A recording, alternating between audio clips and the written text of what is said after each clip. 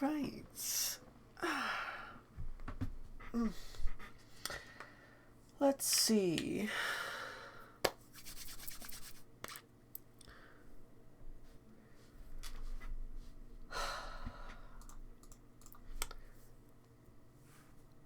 Wait just a couple minutes for anyone who wants to show up.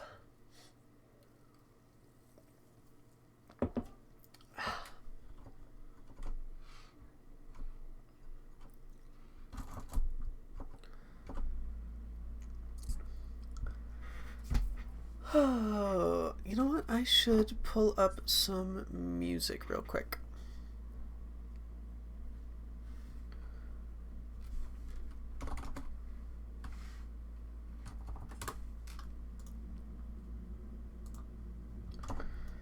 Last stream was a little bit quiet.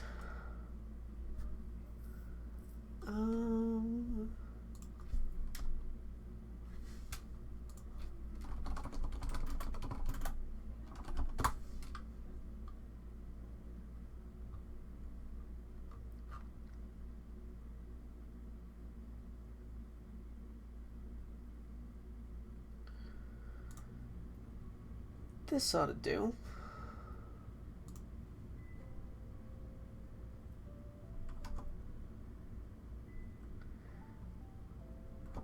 Let's see. I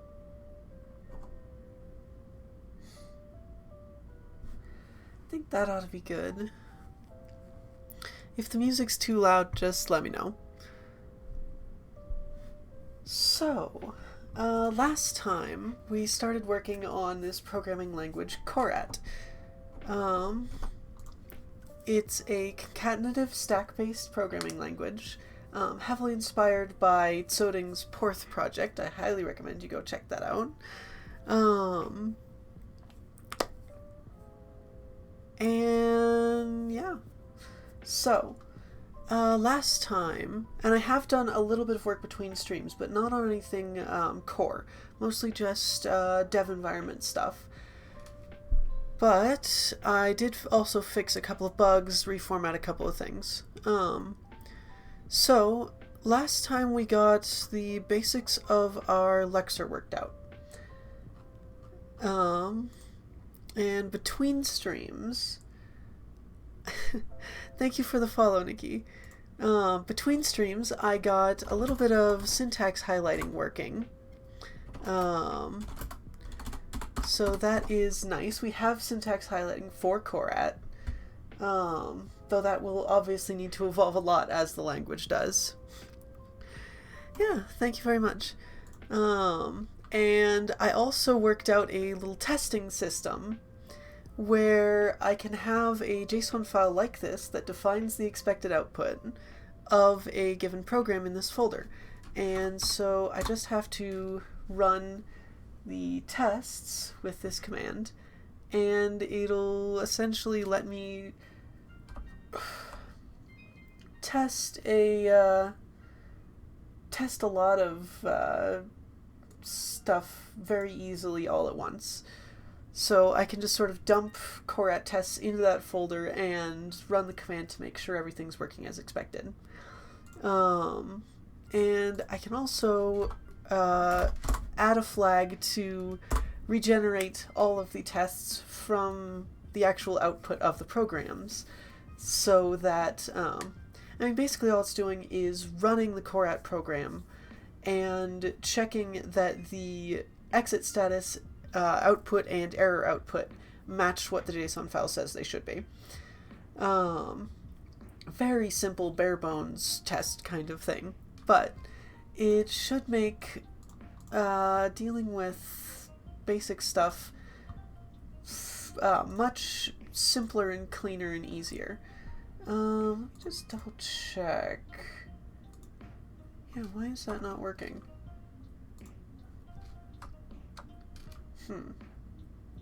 Weird. So.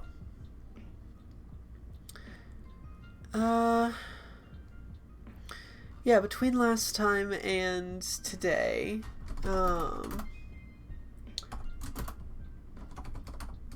really all I did was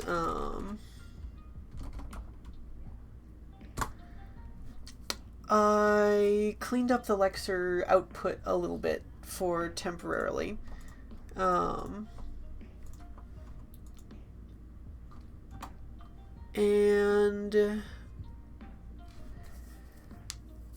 cleaned up a couple of bugs, got some extra like token location tracking stuff done. I fixed a nasty little bug with keywords, because what I had done was I defined it to be taking them from here, but I hadn't set everything up quite right, so it wasn't working at all. It was just recognizing them as regular words. So that is all fixed for now. We'll probably want to change how I'm doing that later on, but let's see. So this is the current output of this test file. So you can see we've got, all the proper locations and token types and stuff. Yeah, that should all work out just fine.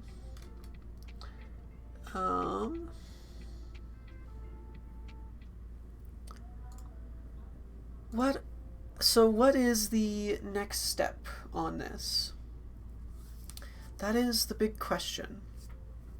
And I think for now, I'm going to jump right into basic execution. Because one of the nice things about concatenative languages is that for the most part they don't really need what's called an abstract syntax tree, which basically groups tokens together into more useful semantic chunks. But because for the most part everything just sort of reads left to right in concatenative languages, you don't have to there are fewer cases where you have to actually group things together like that. Like in JavaScript, if we wanted to do like print hello world, we can't just see print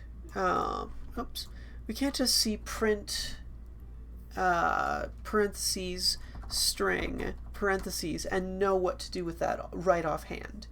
So JavaScript will parse that down and recognize that as a function call. So the nice thing about concatenative languages is that everything's left to right. So we can essentially just go down the token list from left to right, and the token list is our abstract syntax tree until we need to get to some more complicated stuff. And that should actually work pretty well. So, let's get started. And I'm actually going to real quick take a second to section some stuff off here to make it easier to navigate around the code, because I'm not used to my text size being this big, and it's a little tough to work with. So, definitions,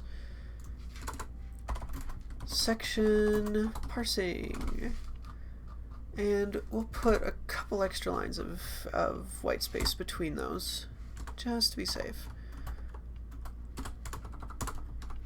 Section, utilities, and section CLI. That ought to do quite nicely. So now I can just kind of look for those section markers to see when I'm getting through a section.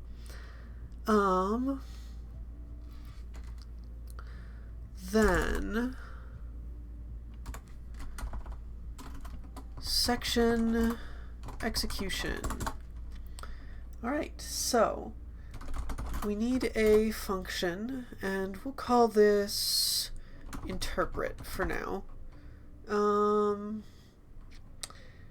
And it needs to take a list of tokens. Not a list of tokens, a list of token, because pluralization in programming languages is a pain in the butt. Alright, so let's see. So really all we should need to do is go down the list of tokens in order. I'm going to do that in a very particular way. Normally I would use a for loop for something like that, but we want to potentially be able to mess around with our position in the token list at any given point. So what I'm actually going to do is have an instruction pointer that I'm going to start at -1 and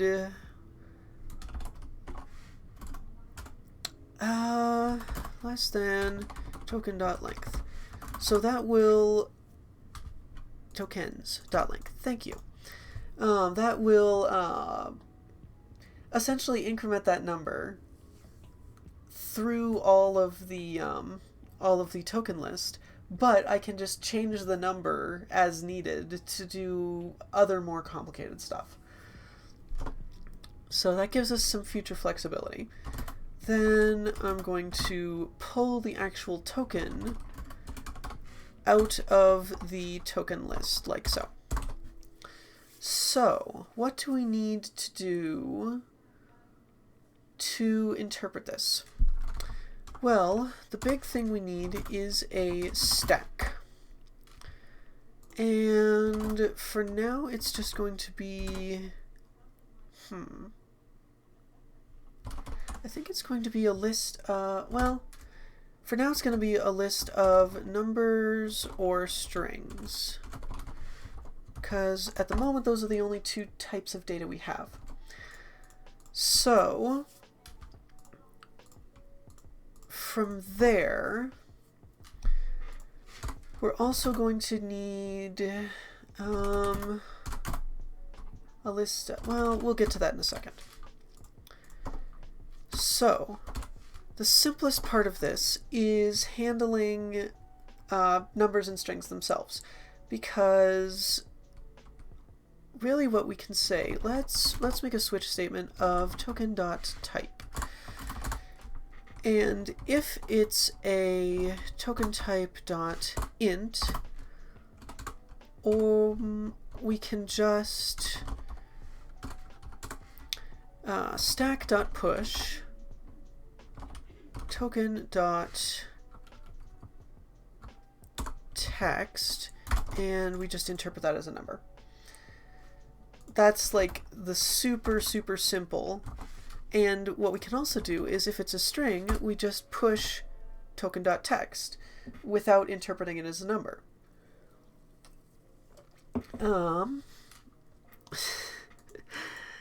So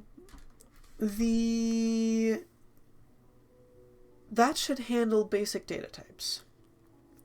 For now, the only keyword I actually have to find is print, and I'm actually going to take that out for now, because I don't actually want it to be a keyword in the long term.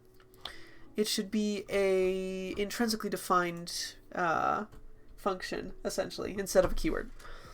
Keywords would only be for things like if, then, while, that like literally can't be used by anything else. So,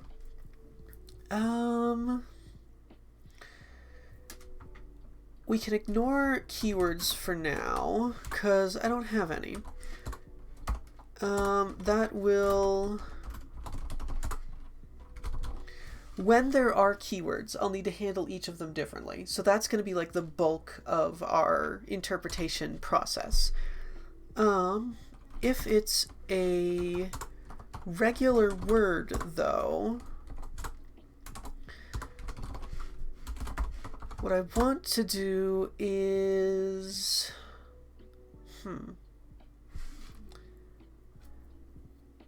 So for the moment, I'm going to... Let's see. I need intrinsics. And these will essentially be functions that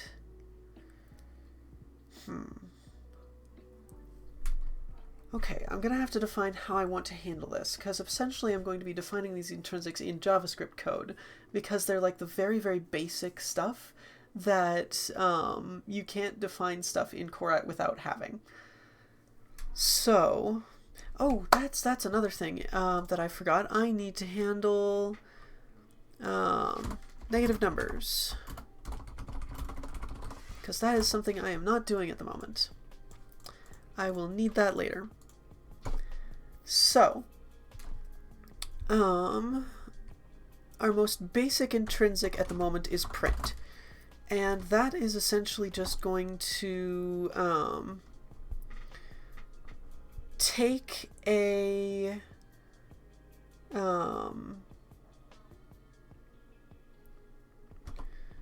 we're just going to take an x, which is a string or number, and we're going to console log it. That may not be exactly what I want to do. We're actually going to convert it to a string and console log it. Well, it shouldn't cause any I essentially just don't want it doing any weird JavaScript formatting stuff to it. So, convert it to a string first.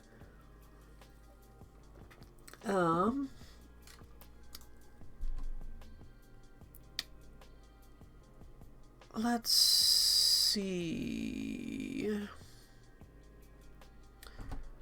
Why are you... Oh, okay, there we go. Just VS Code being weird. You know what that might be? Is...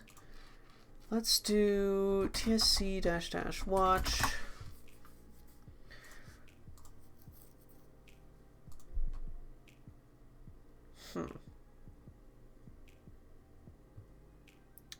Weird. Okay.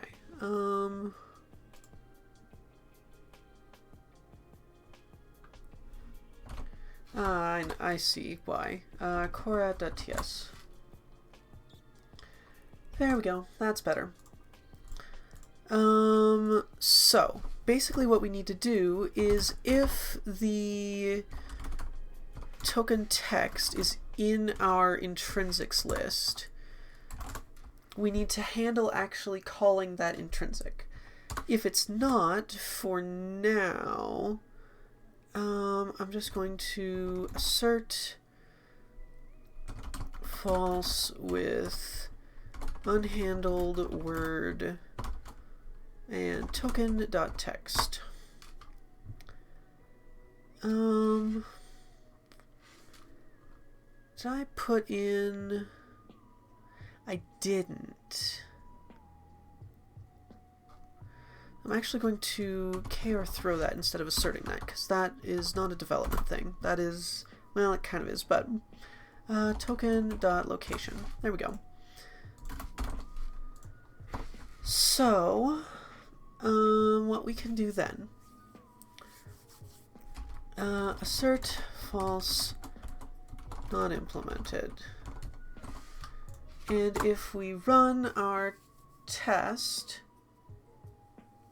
okay, so that's an issue of I'm not actually telling it to execute. So let's see, let lext equal lext console log. Okay, so a Tsoding asked, what's the difference between a program and a programming language? And the answer is there really isn't that big of a difference. A programming language, or rather the compiler or interpreter for a program, well, okay, better way to explain it. A programming language is a specification for a specific way of telling a computer what to do. What I'm building is both a specification and an interpreter for a programming language. The interpreter basically reads through code in that programming language and tells the computer what to do. That's as opposed to a compiler, which is more like a translator. It's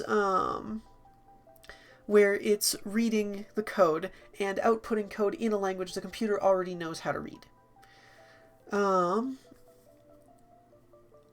interpreter or compiler is just a program that knows how to read code based on a certain specification. And that specification, combined with the interpreter or compiler, is what we call a programming language.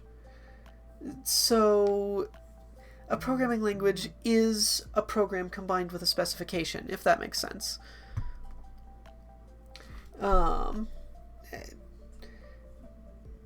Programs are written in programming languages, but programming languages themselves are really just a combination of how do we tell the computer to do this thing and a program that actually tells it to do the thing.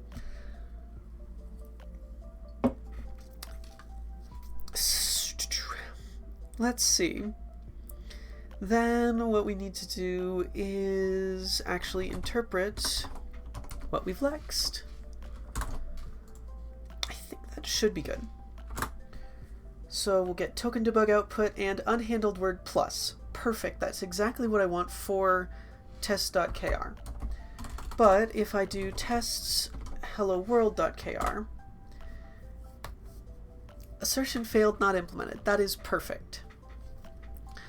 So now what we need to do is actually handle taking that function and calling it, which makes a very nice thing in JavaScript quite useful.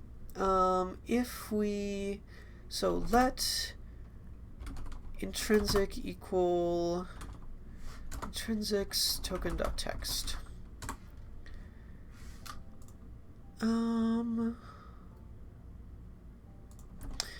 Of course, TypeScript is being a jerk, so we do type juggling things, and we do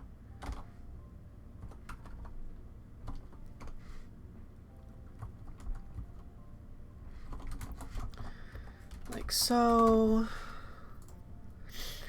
like so. Okay, now it doesn't complain anymore.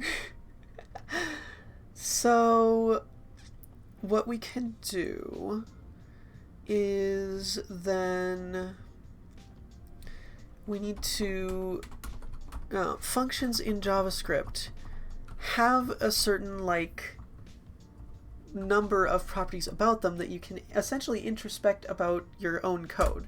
So the length of a function is the number of arguments it takes. So let's see, I need to let args equal, we're going to take our stack and we're going to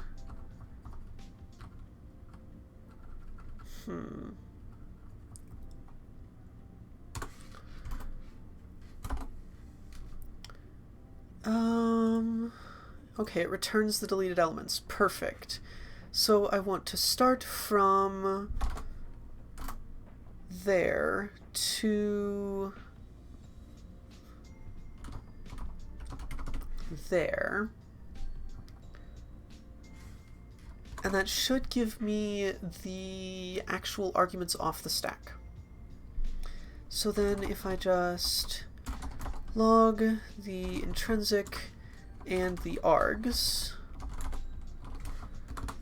assert false, not implemented. Awesome. So we got the print function out and we got the arguments for it off the stack. And real quick, I'm also going to I'm going to shuffle this around a little bit to debug some, make sure this is working exactly as expected. Okay, perfect. So that pulls the arguments off the stack. Let's see. I do need to check.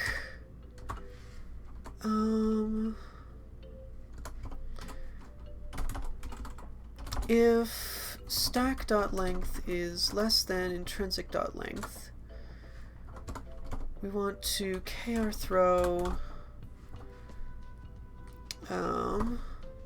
not enough arguments for intrinsic token.text and token.location. So that will make sure we actually have enough arguments to pass in. Then we get the arguments, and now what do we do with them? Well, that is the question. And I'm going to make these take string number, actually number or string, instead of just any, because that'll make my job a little bit easier. So now I need to intrinsic dot call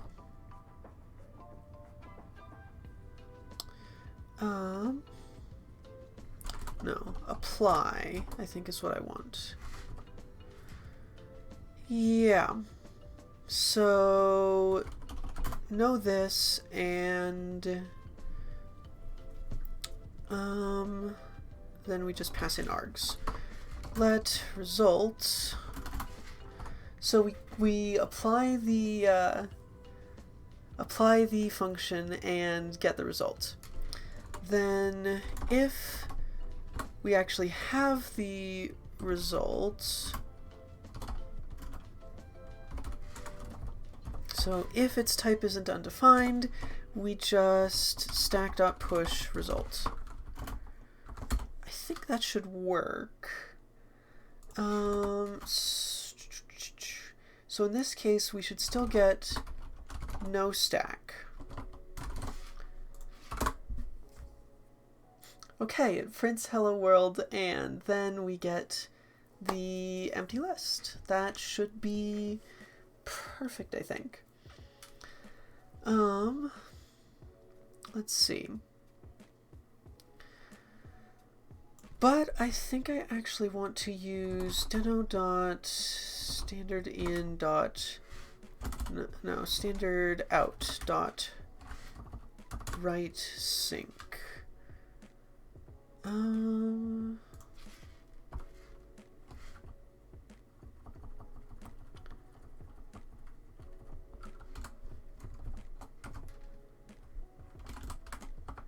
Is there...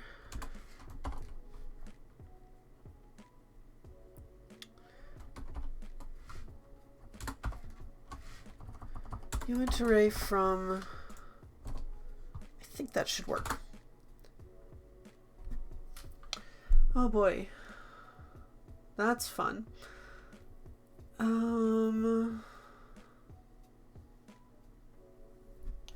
Let's see.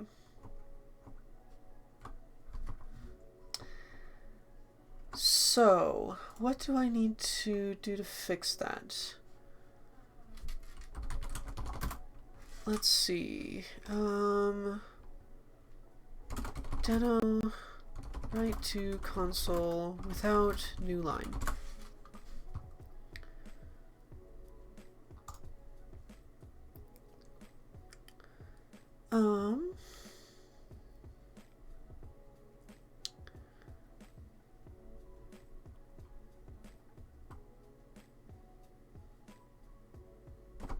Okay, I see. Deno.write all sync, deno.standard out, and we're just going to new text encoder dot encode. That should do what I'm looking for. Okay, so see here, we didn't get a new line in the console after the after hello world, which is what I want at the moment, because print should do it without a new line. I'm going to have a different thing later on for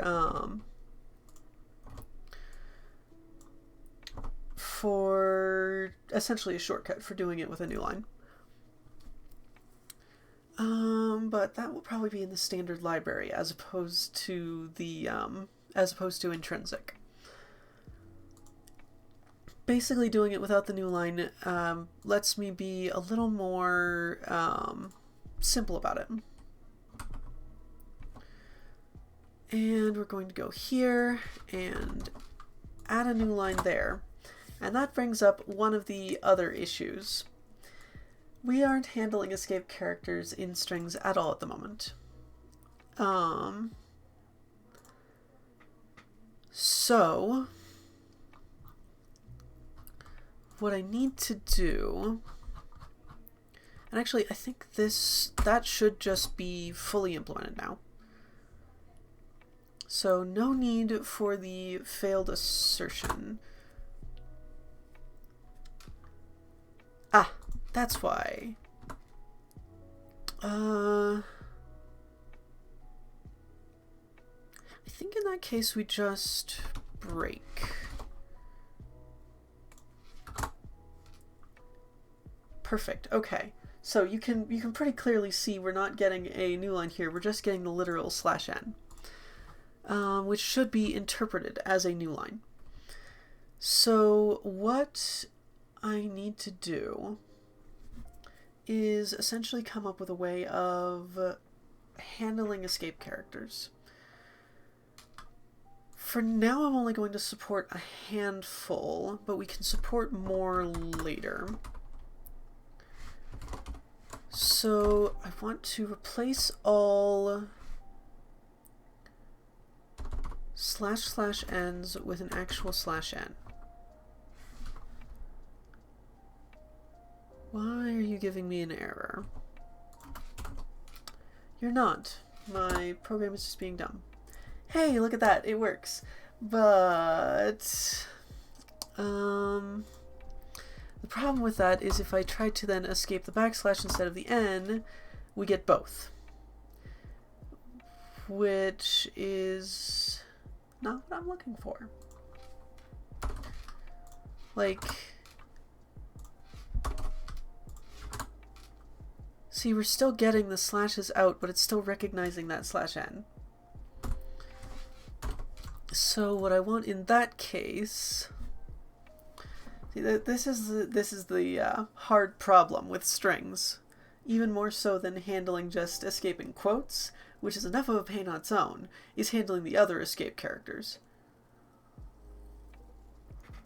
So, what I think I'm going to do is, what's a sequence of characters that is incredibly unlikely? Unicode. I'm going to look for a sequence of characters that basically should never happen. I think gay is fairly unlikely, but not as unlikely as you might think. I'm thinking something a little more esoteric. Something like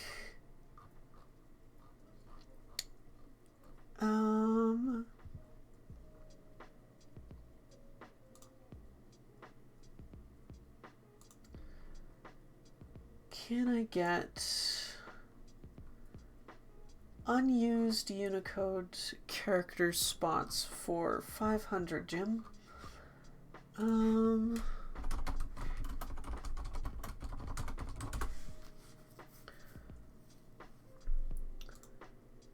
Let's see.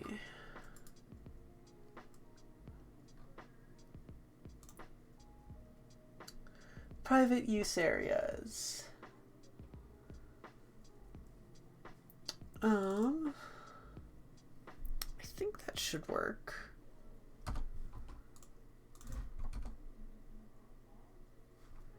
So I'm just going to do a little trick Why are you not working? Okay, so we're actually going to replace double slashes first with a couple of special Unicode characters in a row that should be able to essentially uniquely identify where we are. So like, because these characters are reserved for private use, they'll never be defined anything. They're essentially used by third parties only. They have no official definition. So what that allows for is I can just string a few of these together, and let's just, as long as they're in the range, it shouldn't matter which ones they are. So we'll do something like that. It doesn't really matter which ones, as long as the combination is extremely unlikely. Anyone using these in the first place is extremely unlikely, let alone these specific three in this order. There's almost no situation where that should ever be a problem, and if it is, oh well, it's a weird edge case. So then what we can do is, once we've handled all our other escape sequences, we can replace that again with what we actually want double slashes to come back to.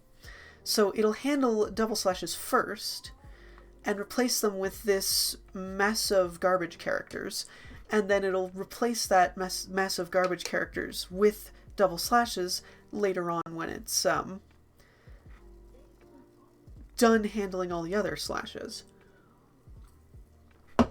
Super, super old trick for just essentially handling cases when you need to replace parts of text in sequence and you have to you have to use what you're replacing one of them with as part of the others. You essentially replace it with some other junk that is never going to happen, and then replace the other junk with what you actually wanted at the end. So if we do that, cool, now we're getting our escaped slash instead of junk. Perfect. That is exactly what I was looking for. And now, let's see. So /n is the most common. It means a line break. But there are some other common ones too that should probably be supported. /t means a tab character, an indent. Which other ones should I support out of the box, at least to start?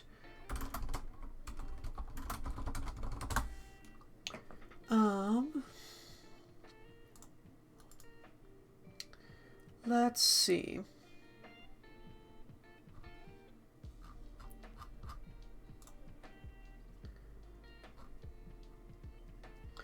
Backspace, form feed, line feed, don't really need those. Carriage return, I hate that carriage return exists, but I should have it because carriage return line break is how Windows does line breaks when everyone else just does line break. It's stupid. So need to be able to represent that somehow. Null character makes sense to represent, I guess.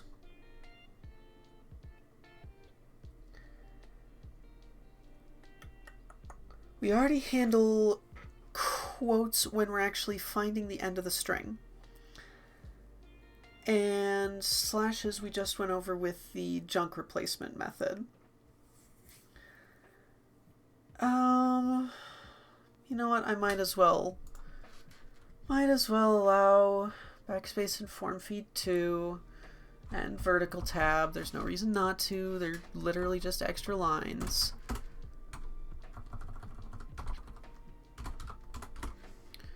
Then we can, I'm just gonna alphabetize these.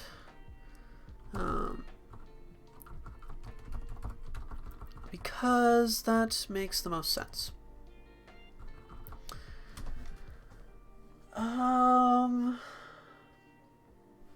That should be good for now. I want to do Unicode escapes eventually, but that should suffice for now. Let's see. So with that, that should handle most of our.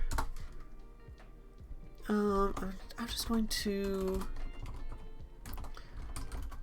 Keywords are not implemented. Well, we'll do. Keywords are not implemented. And we'll just do that. So, handling numbers and strings is literally as simple as just pushing them onto the stack. Handling intrinsics, we basically just look them up, grab enough arguments from the stack if we can, pass them in, and put the result back on the stack. The one thing I need to actually do is I need to check if... Well, okay. Let's do that. Then if result instance of array. So if we get back an array, we need to actually push the members of results, because that means we got multiple returns. And that'll make sense later. And otherwise, we need to just push the result itself. Cool. So that should... Stack.push, not just call stack. Alright, that seems to work so far. And yeah. So, with that, now the trick is implementing other common intrinsics. So, what I'm going to do, one second, sorry.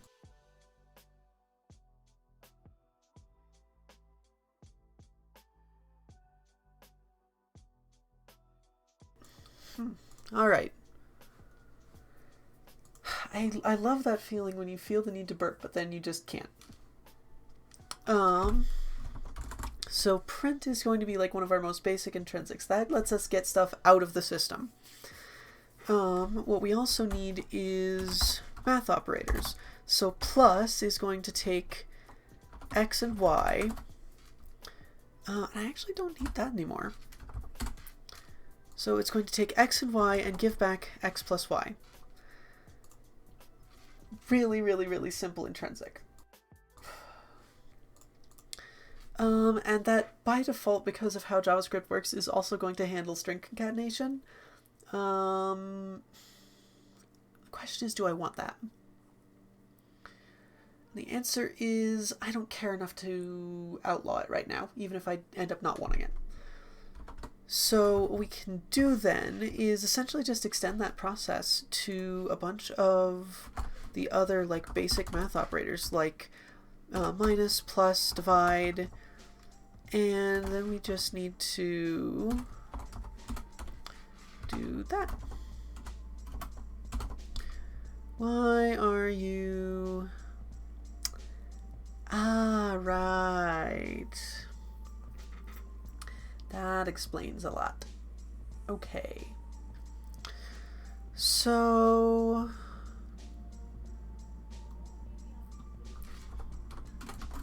Number.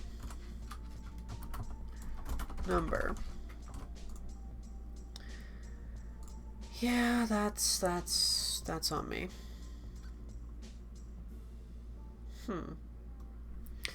Yeah, I think we just need to anyfy this. Bada bing, bada boom. No more errors.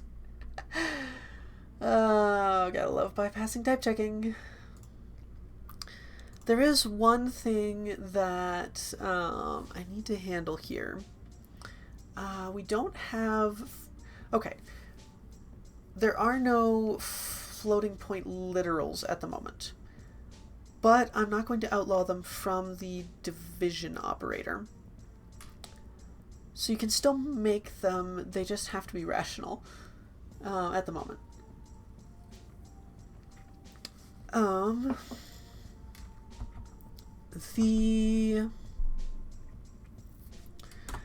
and I want modulus. The one thing with division and modulus is that I need to check that y is not 0. Ooh, actually, you know what? That is a slight problem. I should be pushing these in reverse order. That's... right. What? Yeah, I should be pushing the arguments in reverse order, because I'm pulling a strip off the stack, but then I'm not popping from it, I'm just applying it to the list. So, is that what I actually want to do? No, it's not. I don't want to push those in reverse order, because I'm essentially looking at a view of the stack. So, here's what I'm talking about. Like, if I'm using plus, and my stack is 10, 15. What it's, and let's say 5, 10, 15. So what it's going to do is it's going to pull that section off the stack and give it to the function, and it's going to put 10 as x and 15 as y. So that is actually what I want. Just got myself confused a little bit there. So if y is not equal to 0, we can just perform the operation. Otherwise, we need to throw a division by 0 error. That is the problem. We also need the actual token data itself. Right. That is a good question. How are we going to handle that? So,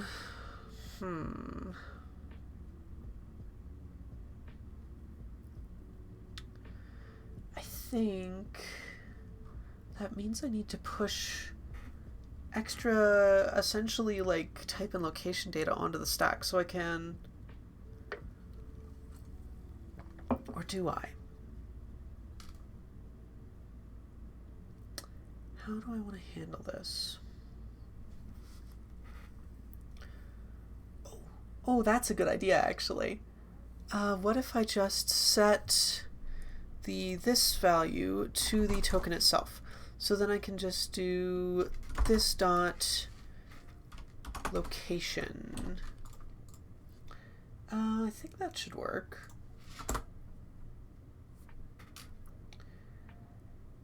Object is possibly on... Well, screw you too.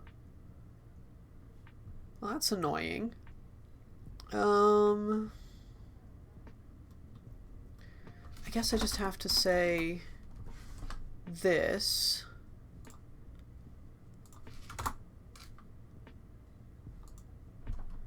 No, you're not gonna let me do that? Okay, just bypass it. Does not exist on type never. Ah, yes, TypeScript thinks it's being clever. This token... An arrow function cannot have this parameter. Lovely. Just love that.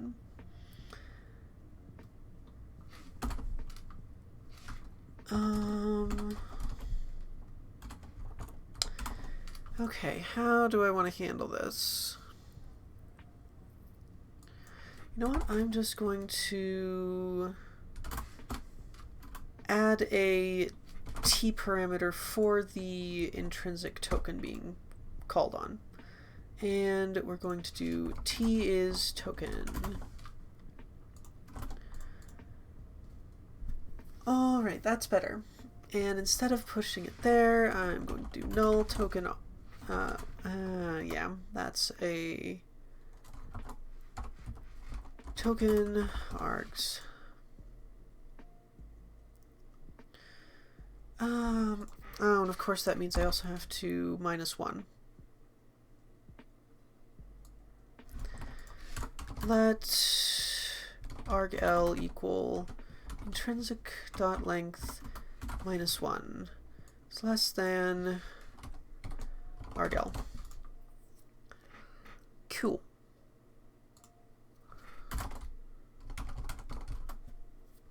And we're going to do argl got stack dot length.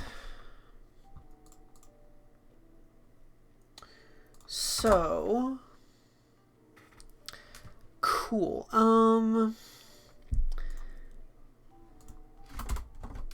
That should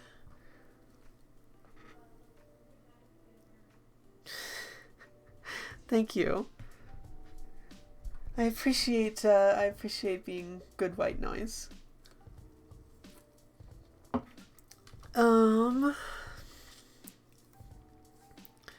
Let's see.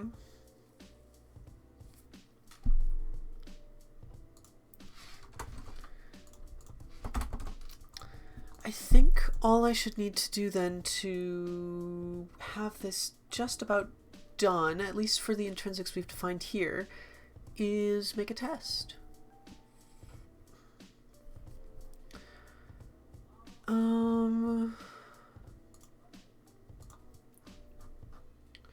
Let's see.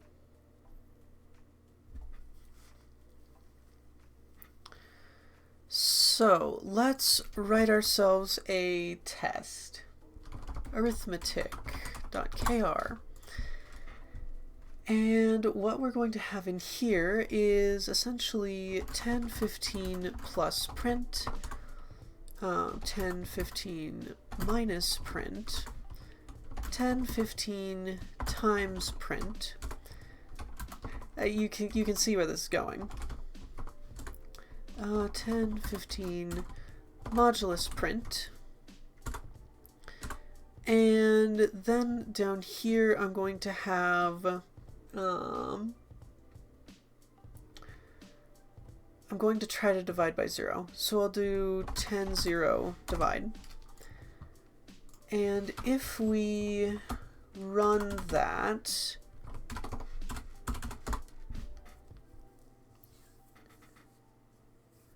right.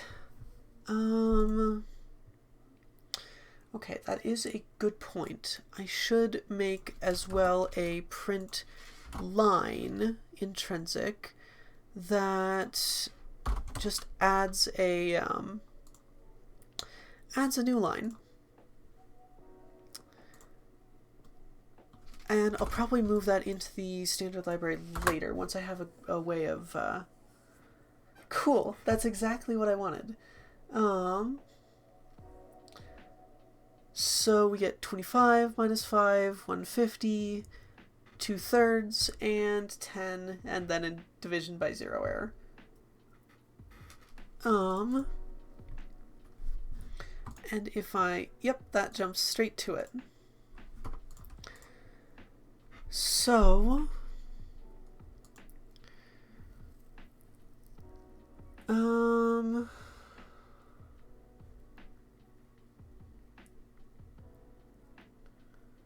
let's see. That is working correctly. What I'm going to do is I'm going to turn off the lexer debug output. And from there,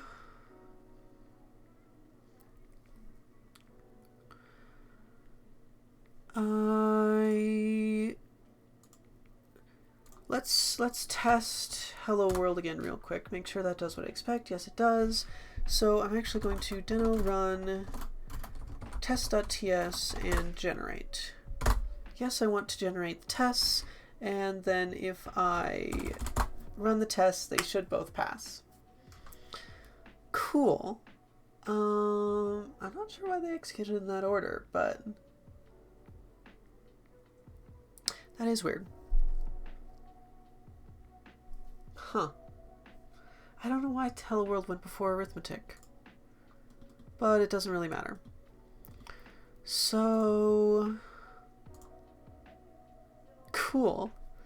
Yeah, and I just have the test data right here of we should get the numbers in the standard output and the division by 0 error in the error, and it should exit with a status of 1 because it exited on an error. That is exactly what we want. And I'm actually going to do that for now. Just pull that out. Pull that out entirely. Cool.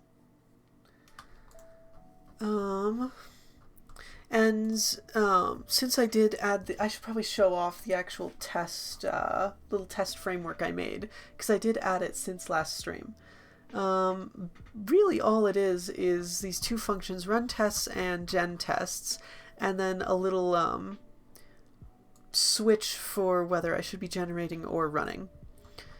Running the tests just goes through all the test JSON files in the folder over here and runs a Korat process on the matching.kr file, waits for its status output and error output, and then checks, does the status match? If the status doesn't match, it fails. If there's output or error that it didn't expect, it fails. If it expected error and or output but they didn't match, it fails. Otherwise, it succeeds. That's basically the entire testing process. And gen tests basically just does the same thing, but it saves the results to the corresponding JSON file instead of checking whether the tests passed or not. Which, yeah, makes it really, really easy to just set up little Korat tests. So, how long have I been going? About an hour. Okay. So the question is, what comes next? We've got a couple of basic intrinsics. That's easy enough. And I can always expand on this system further. But this should work fairly well for now. I can essentially just define JavaScript functions that should be executed by certain Korat words. The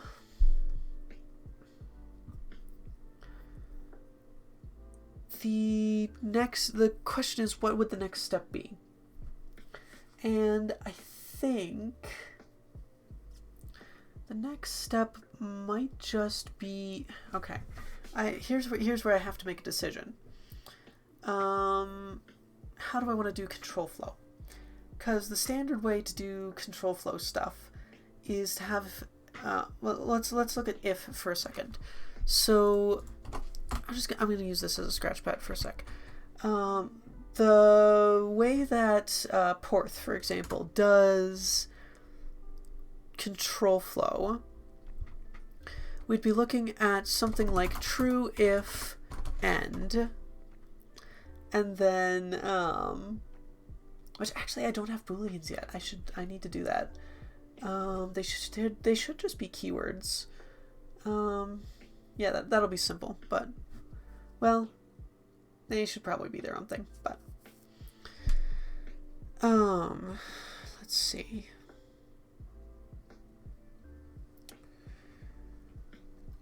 So essentially we would have some code here, and that would be an if statement. The question is that how I want to do it?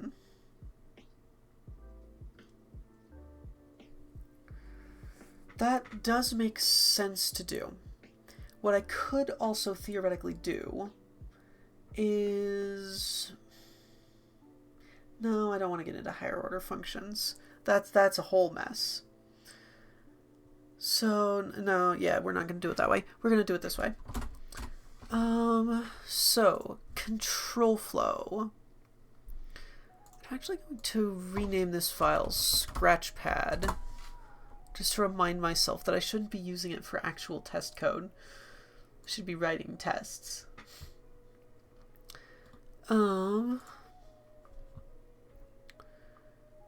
So, what I need to do is I need to introduce a couple of keywords. We're going to have if, else, we'll do else later. Do I need that comma? I don't think I need that comma. Perfect. So for now we'll just work with if and end. And we can add more later. And real quick, I'm just going to jump in here to the syntax highlighting and add in keyword dot control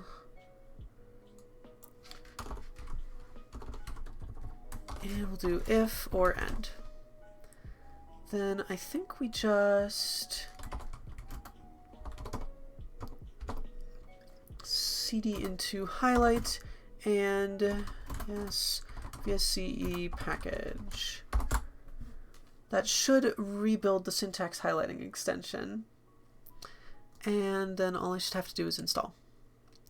And if we come here, test if end. Why are you not working? Inspect tokens and scopes. Ah, it's the stupid spaces being weird again. That explains why. Well, no, it doesn't explain why, but...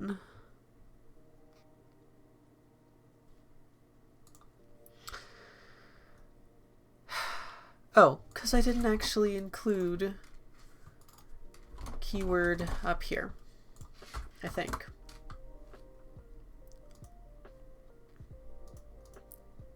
Install.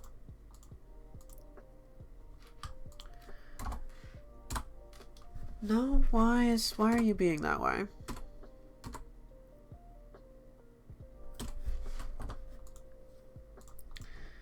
Because I'm pretty sure I basically directly replicated that from the default. Yeah, that should work.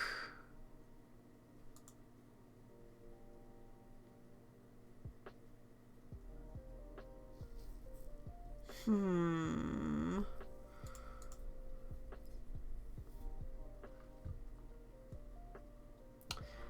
don't know why it's doing that. That's really weird.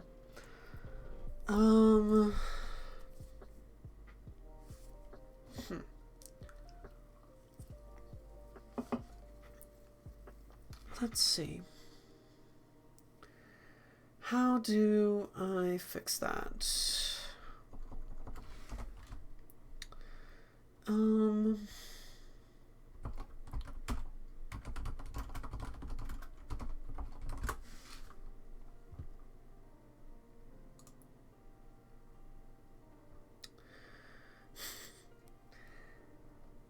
Let's see.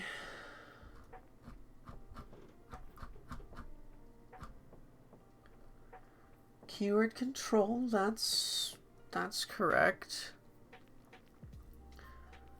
Why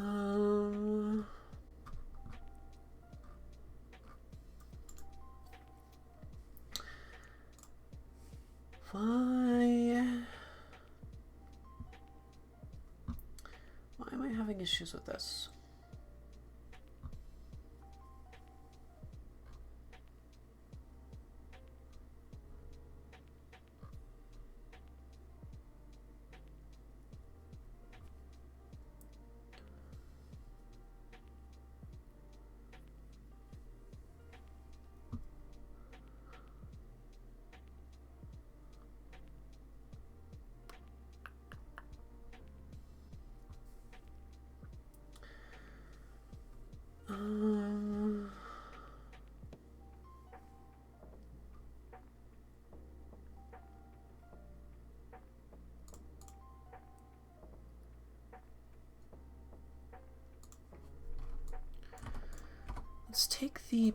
let's take that out of it and see what that does.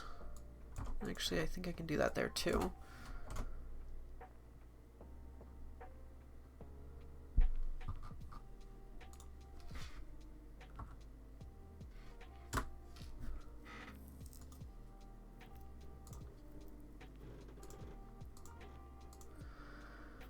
I don't know why this is being obstinate.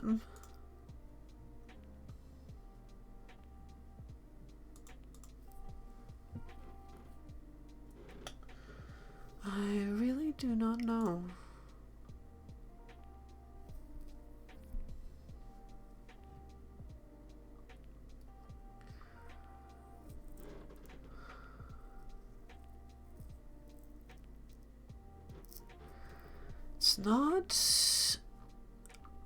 It's not like a total error out, because it's still actually recognizing that there are tokens and like comments and stuff. But it's getting that entire thing.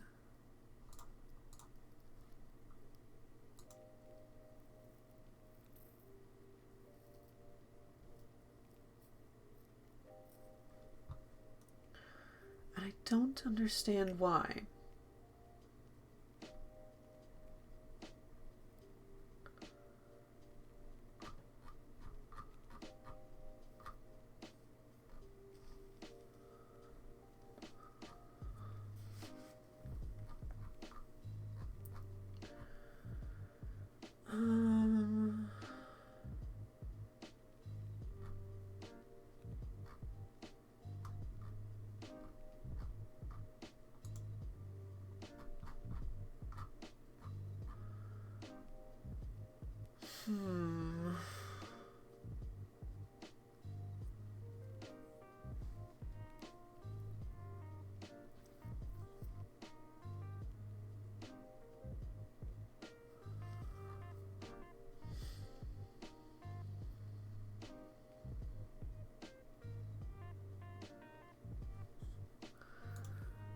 I really don't know why it's doing that. That is very weird.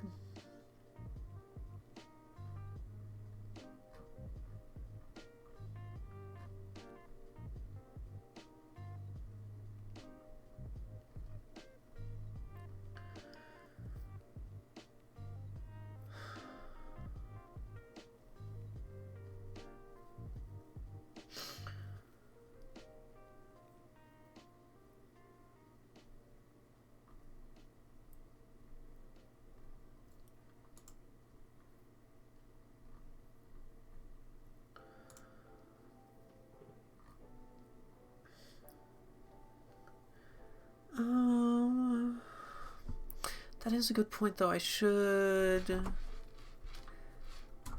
add if and end to the auto-closing pairs.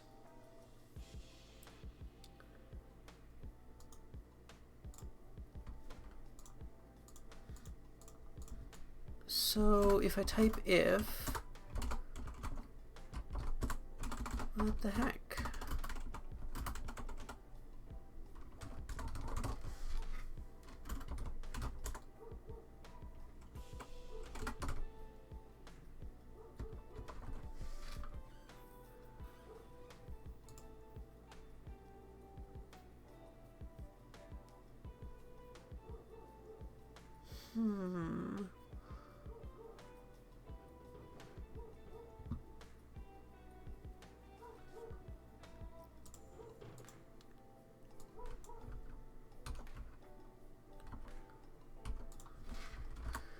Let's add folding markers, start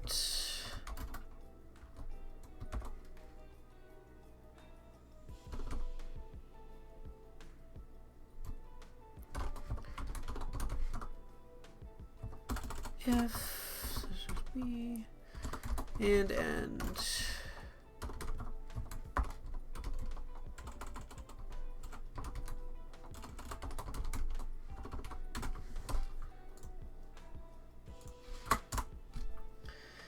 I'm not super well versed on how VS Code's language configuration stuff works. I'm going to put that aside for now. We'll figure that out off stream. In the meantime, we need to actually handle if and end. So,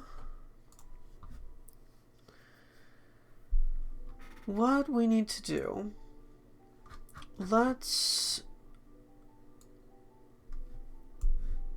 bring back the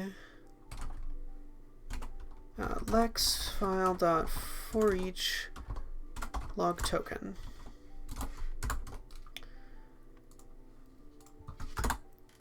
And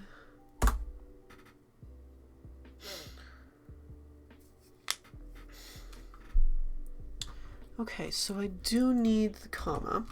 Good to know.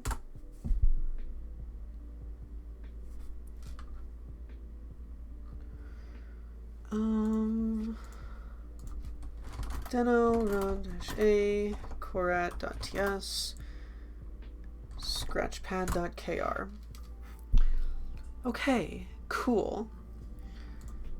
Real quick, I'm going to add a new type of token, Boolean.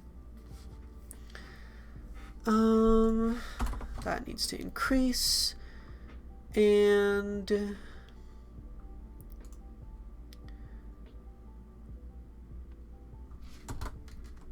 if word in true or false.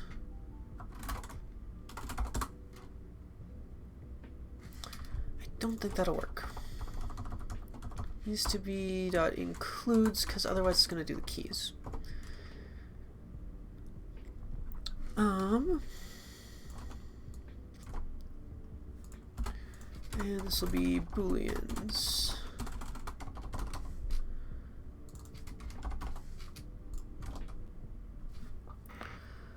Alright, cool. Then all I need to do is here, and I should actually, should borrow this.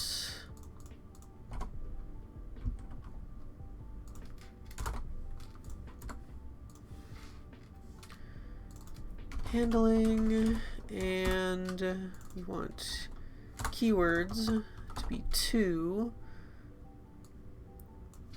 keywords.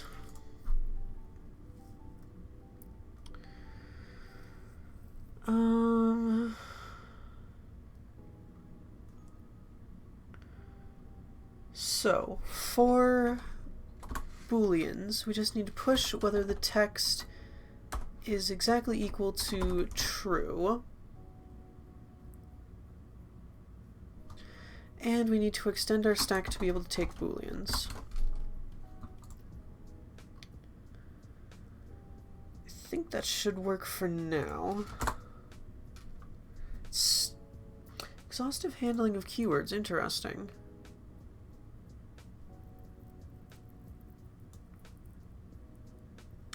Ah, that explains it. I don't make any differentiation there. Okay, so this enum size method actually gets half the size of the enum because TypeScript automatically does reverse mapping on numerical enums, but it doesn't do that for string enums. So my enum size method isn't going to work on keywords because it's a string enum. So how should I handle that?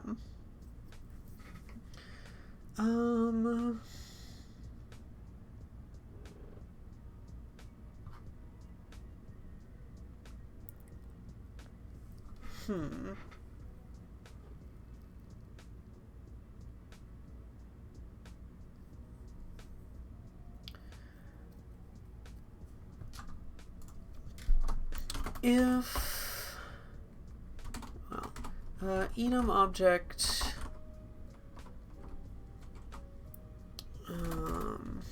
dot. Okay. We're going to do 0 in enum object. Otherwise, just the length.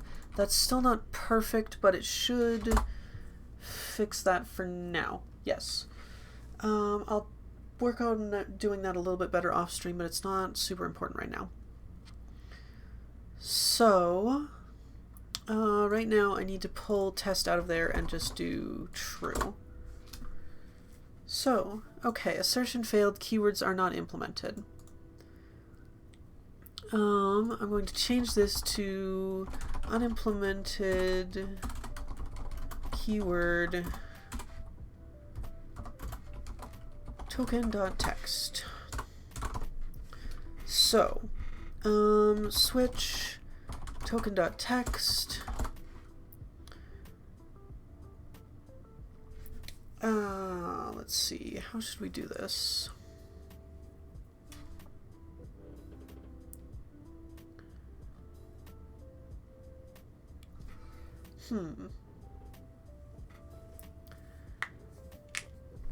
Let's see. I think all I should have to do here is just check them. But that's going to cause problems with this. So I'm actually going to put that under a default branch.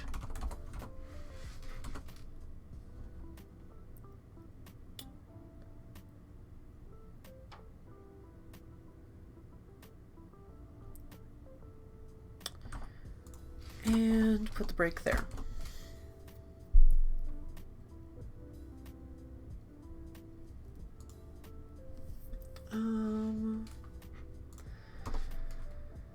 Then I can just case in for each of my words. Case and I think should just like skip. If is where it's going to get interesting. So, really what I want to do is I want to let condition equal stack.pop.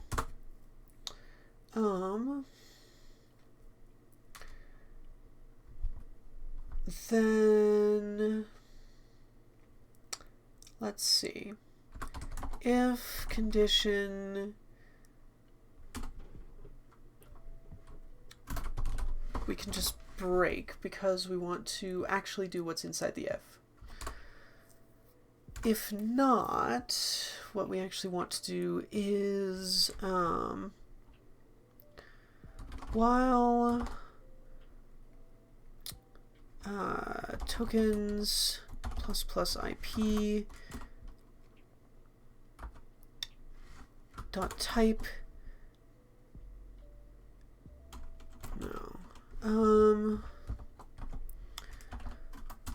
so we're actually going to do an interesting little like subset of the main loop here.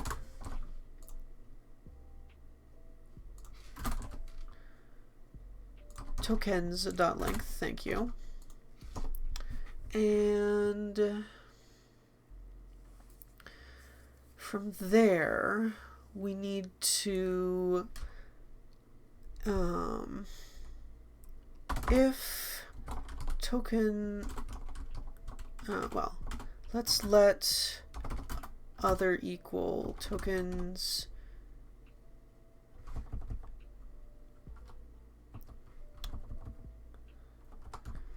IP.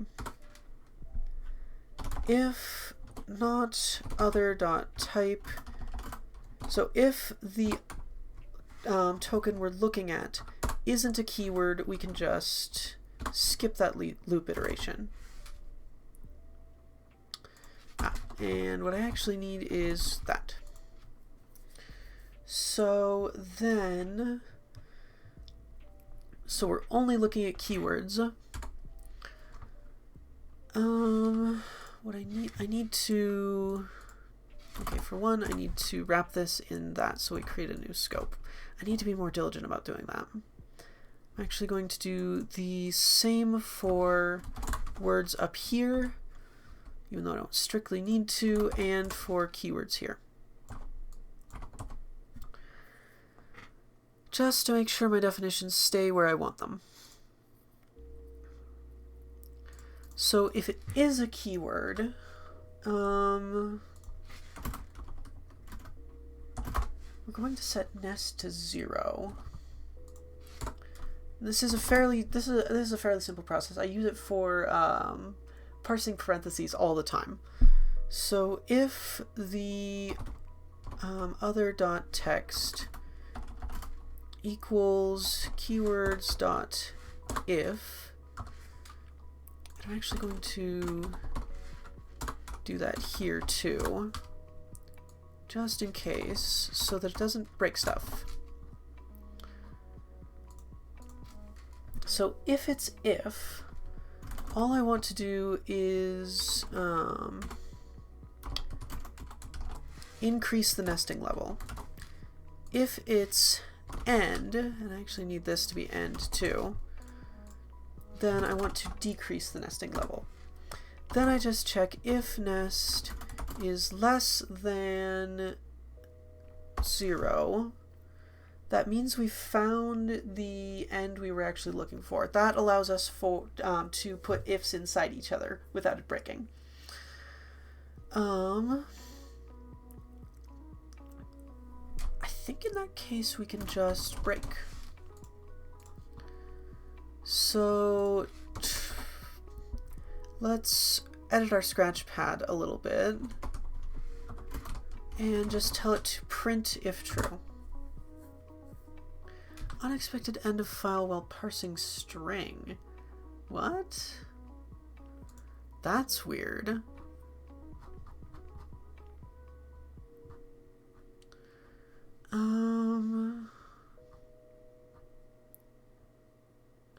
Unexpected end of file while parsing string. Oh, you know what? I didn't handle strings that don't span across multiple words properly. That explains a lot. So, what I need to do...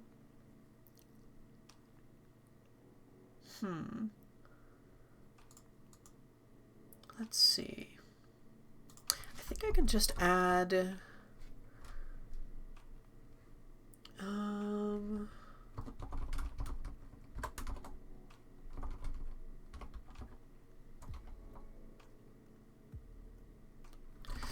No, I can't.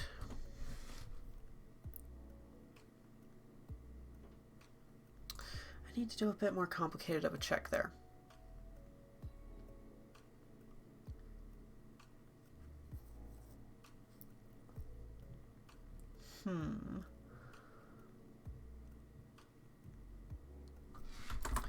So if the word ends with the same thing it begins with, then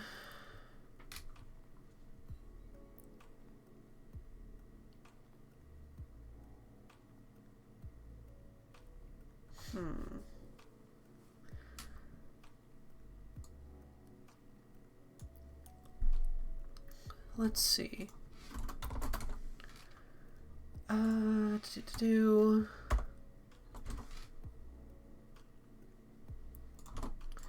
And it's not escaped. Then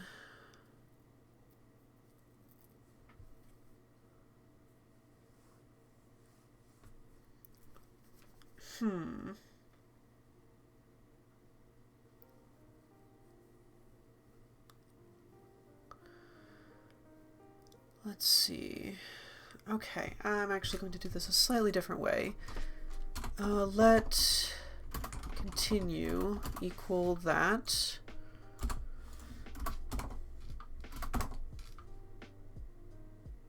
Ah, right, that's a keyword. Single. So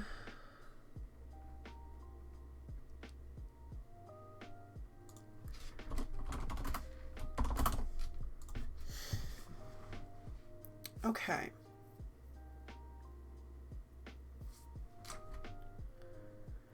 I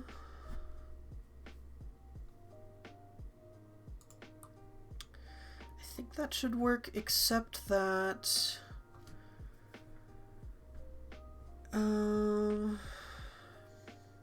content will still have an ending quote, won't it?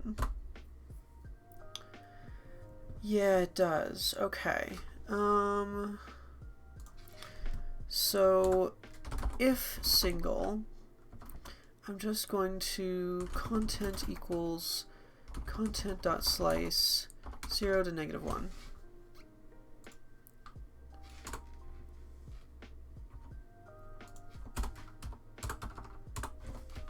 So that should check if the entire string is a single word properly.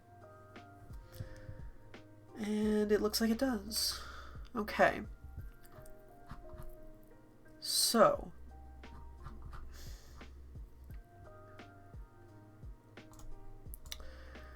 let's see. If we change this to false, it shouldn't print. Perfect.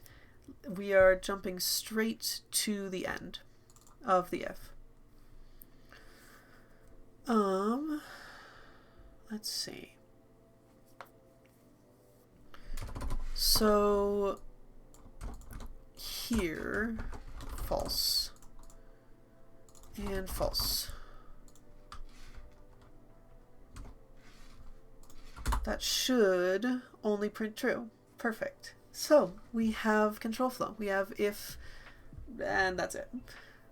But that is a start. Let's see, it's been about an hour and a half, so I'm going to clean up a couple last things before we end off, but then I think I'm going to go take a bit of a break, because we've done some good work today.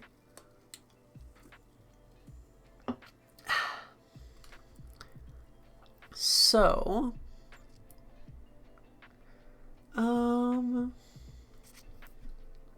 let's see. What else should I do with this at the moment? For one, I should pull this out of the scratchpad and make it a proper test. So, I'm going to just call this ifblock.kr. And then we can generate tests. And that should run. And if we look here, that's why. That's okay. I always forget that I need to do that. So I can turn off the lexer debug output, regen the tests for real, and then run them. They should still pass because I'm generating what I'm checking for, but the standard out should just be true and not false. And that should work perfectly. What else should we do before we end off? I think real quick, I'm going to add one more intrinsic. And that is going to be throw. Throw. TX, bada boom. Okay. And all throw is going to do is kr throw x at t's location. I'm going to move that down there. I think that should work just fine.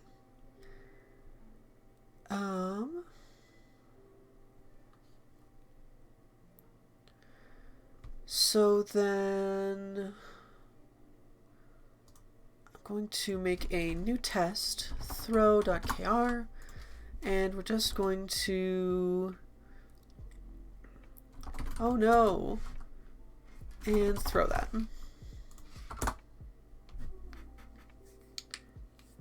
I didn't actually generate the test, so it didn't run it.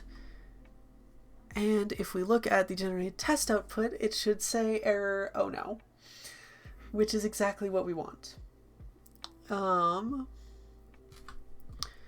now I have a way of throwing errors. I don't have a way of actually catching those errors and handling them in the program, but that can come later.